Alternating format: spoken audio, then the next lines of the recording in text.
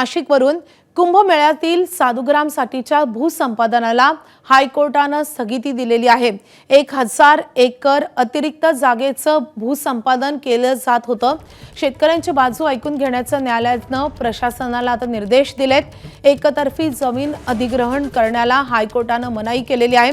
शेतकरी कृती समितीच्या याचिकेवरील हायकोर्टाचा हा मोठा निर्णय आलाय। सरकारची नोटीस मिळताच शेतकऱ्यांनी कोर्टात धाव घेतलेली होती। 3 सप्टेंबरला या याचिकेवर पुन्हा सुनावणी ठेवण्यात आलेली आहे। साधुग्रामसाठी 350 पेक्षा जास्त अधिक हे एकर जागेवर यापूर्वीच आरक्षण झालेलं आहे। मात्र इतर जागेसाठी जी काही निर्णय झालेला होता त्यावर शेतकऱ्यांनी आक्षेप घेत हायकोर्टात धाव घेतलेली होती आणि आता या भूसंपादनाला हायकोर्टाने स्थगिती दिली आहे।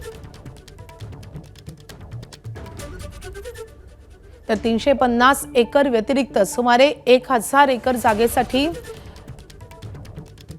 अधिग्रहण केलं जाणार होतं आणि यालाच आता जोरदार विरोध केला गेलेला होता। आता शेतकऱ्यांची व्यथा हायकोर्टाने ऐकून घेतली आहे। एबीपी माझा, उघडा डोळे बघा नीट।